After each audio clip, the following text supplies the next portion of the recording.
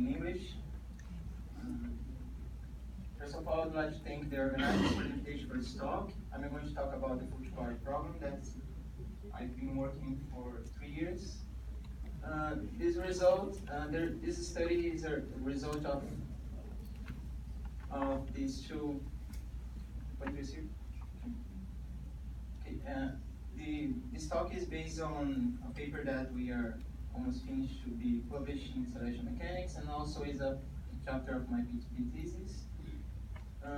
The overall topic, the full two-bar problem is different from the two-bar problem because in this problem we are also considering the shapes of the two bodies involved. So we are studying the motion of the orbit, and we are also studying the motion of the body around itself. So we study both the rotational and the orbital motion. This problem is very complex because in the general case we have 24 degrees of freedom in the problem. So we need to constrain these variables in order to build the problem in a way that we can decrease the degrees of freedom of the problem. And usually we are not able to integrate it analytically, so we need to integrate it numerically. But in this problem, in this study, we are trying to develop and analyze two canonical theories that are able to provide analytical solutions for the problem. So in order to do that, we take advantage of canonical techniques and variables. And in this sense, we can constrain variables and systems for the orbital motion and the rotational motion in order to guarantee that we can decrease the degree of freedom. One of the assumptions that we made here is that the two bodies are far enough to neglect the mass of the central body, the more massive asteroid, and so that we can just focus on the rotational motion of the secondary around itself while it's in orbit around the central body. For the orbital variables, we consider here the Hill-Whittaker variables, and for the rotational variables, we consider here the Unduel variables. That after a process of building special orbital variables, we get the system here that can be defined in terms of mutual inclinations between the rotational and the orbital planes that are orthogonal to the momenta that are related to these motions. So indeed, we are reducing the system to just 4 degrees of freedom. Here we had 6 variables with their 6 canonical momenta. So in this problem, we want to reduce it to 1 degree of freedom to integrate the system. So we need to remove these 3 variables here: theta, delta, that are the rotation angles of the orbital and the rotational plane, and also nu, that is the rotation, that is the angle that accounts for the rotation of the rigid body. So we have here the Hamiltonian equations that once we have the Hamiltonian, we integrate them and we can find the equations of motion for the problem. So the motion is constituted by the Keplerian motion, two-body problem, and the rotational motion, as we are seeing with Professor Cecilia Zanardi. This is the rotational, the Hamiltonian for the free motion of a rigid body. And here we have the term that is the disturbing potential that copies the motion, that is given here by a mix of rotational and orbital variables. So the essential here is that this is the Hamiltonian for a triaxial body, and this is the Hamiltonian when we consider axis symmetry along x and y directions. So we are going to play with this Hamiltonian for an axial symmetric body because it usually provides a lot of insights about the more general motion. Meanwhile, we can, in this process, remove the dependence on the angle that described, that is nu here, that describes the rotational motion of the body. So we can remove 1 degree of freedom, but we still have to remove these angles here because this Hamiltonian depends on gamma, that you can see it depends on theta and c and delta, that are the rotation angles of both orbital and rotational planes. In order to do that, you have to remove these angles, but not taking all the effects outside of the problem. We want to use the concept of intermediary. That is, it comes from Poincaré, perturbation theory concept. We have the integrable Hamiltonian that is H0, and we have here this small perturbation that is given by that potential V, that is couples both the motion. And we can split that potential that describes the coupling between the two motions in V0 V0 and V tilde. V0 carries all the terms without the fast symbols. V tilde will contain the fast symbols. So we can build a new Hamiltonian that we call intermediary that contains just the split dependence on the angles that are not changed so fast, just like theta and delta. This is a general concept about what is intermediary. What is essential here, this concept was introduced in literature in the sense of the artificial satellite problem to describe the motion of a satellite around the Earth. And it was used to describe this motion. So we have the classical concept that you just split and pick this V0 part. But the P reformulated in terms of a new concept, calling it natural intermediary. And the issue here is that before you do that, you apply a canonical transformation called the elimination of the parallax. So you move to a new space of variables that we call prime space, the artificial space. There you can solve the problem easily, and after you can apply a new canonical transformation to return to original variables and try to recover the short period terms that you removed when you're building the intermediary, taking out the terms with theta and delta. So that's the main difference, this canonical transformation called the elimination of parallax. In the context of the ROTO-ORBITAL problem, these two concepts of intermediary are introduced in these two papers in literature. So when we split, take all the terms with theta and delta outside of the Hamiltonian, we get this Hamiltonian here. Here we don't have that delta and theta. This is our intermediary for the classical concept. We just split. So having this, we have this dependence here in RQ that is like gradient, gravity gradient torque that's producing over the body. And because of this RQ here, we have a remnant here in the radial speed of the body. This arc makes the integration of the problem in terms of elliptic functions. But we are able to integrate. So with this elliptic solution for R, capital R and R, we can put the solution for R here and integrate the problem, and here, and then find an analytical solution for the problem. The other variables are just constant because of the assumptions that we made in the geometry of the problem. So what is interesting that this analytical theory predicts the possibility of critical attitudes for the body that can decouple the orbital motion in this when we are in this regime here.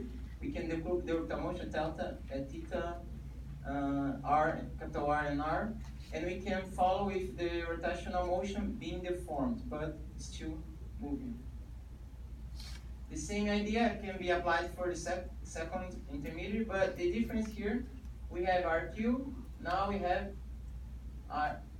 R squared. Why? Because we pick one of those R's, 1 over R, and replace by this expression that we call parallelic identity. And the concept here, that I'm going to explain why, once we do that, we create a new Hamiltonian in terms of prime variables. I'm going to explain why. It's not the original set of variables, is a new one. And because of having this new R here, now we have R squared, that dependence on R disappears, so we have here a term that is a constant because this mutual inclination between the planes is constant because we don't have dissipative forces in the system. We also have sigma here that is a constant because it is just the angle, the inclination of the angle of the plane that is constant. So this is a kind of Keplerian deformed orbit being deformed by the coupling. On having that, we can solve the system in terms of trigonometric functions, and you also have the prediction of this critical angle in theory. That is not being possible to obtain if we are integrating the full motion. That is just numerically integrable. So why do we have private variables? Because we are using here a lead theory. The idea is that when we do this, we can rewrite the Hamiltonian in this general form.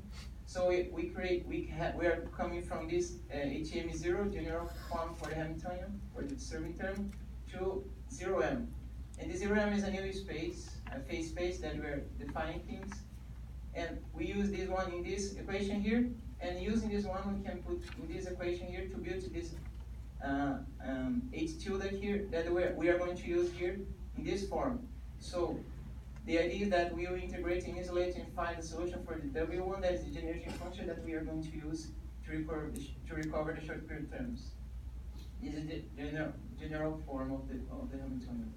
So here, using this one, we can move from the primed variables to the regional ones and record the short period effects.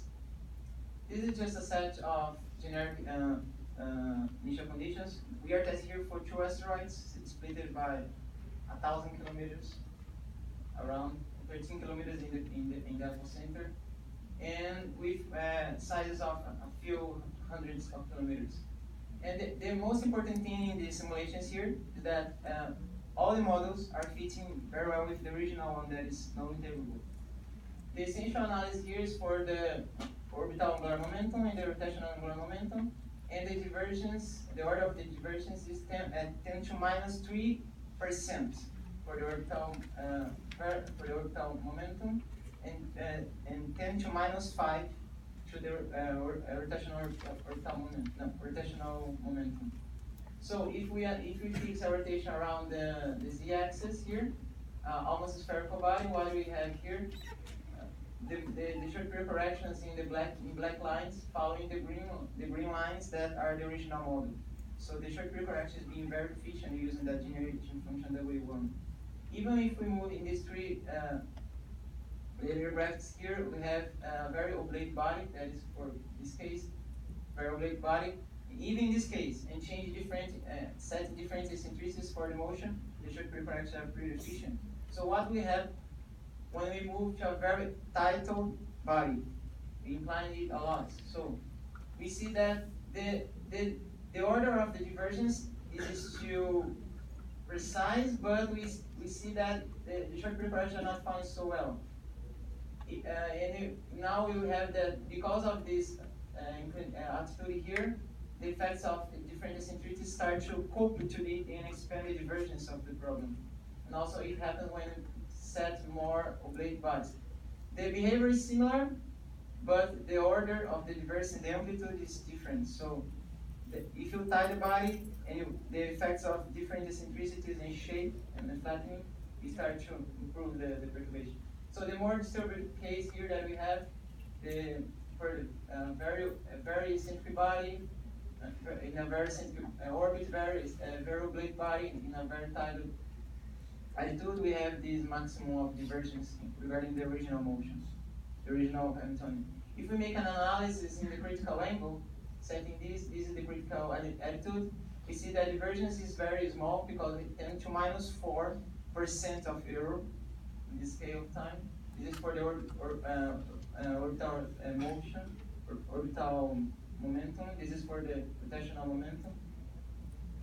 And if you analyze in different regimes, slower motion, this is the rotational momentum. If we are slower or faster, we have different behaviors in the system that I'm going to address in the end.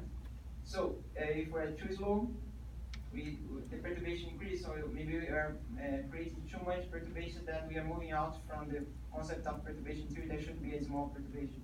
In the other sense, if we are moving too fast, the regime needs to be very well investigated because the effects can be just removed in the coping of the two bodies. Generic simulation.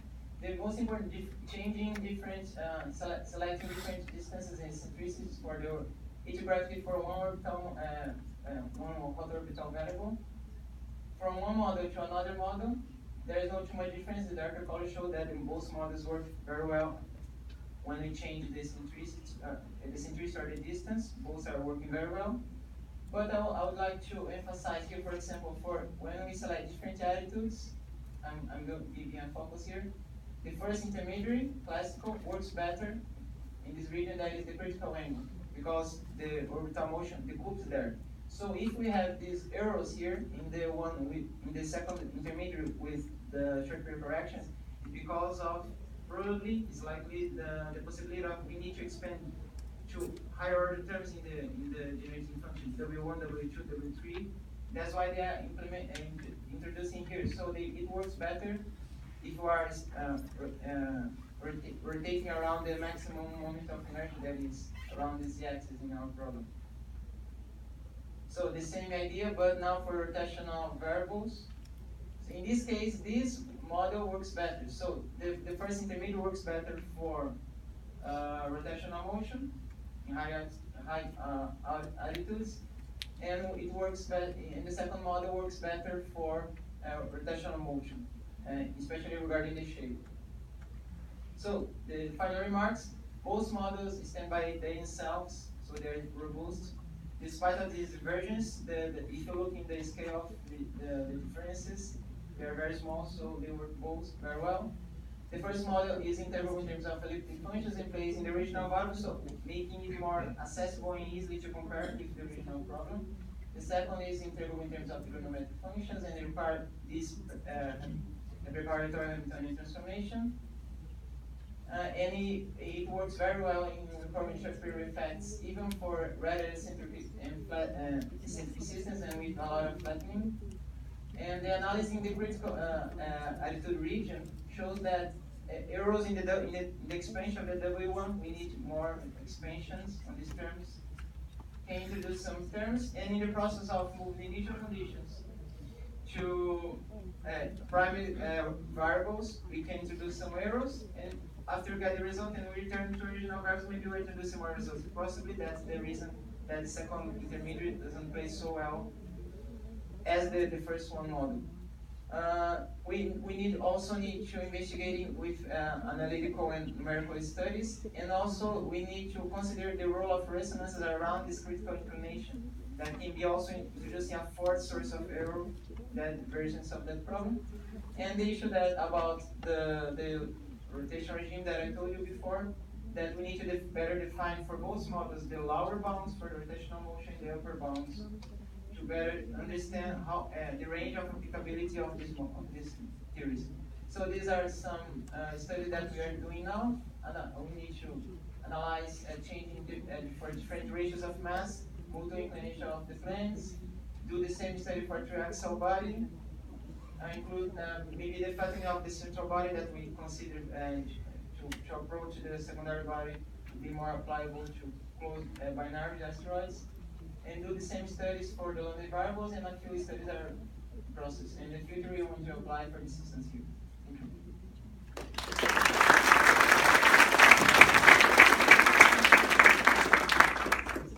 Questions?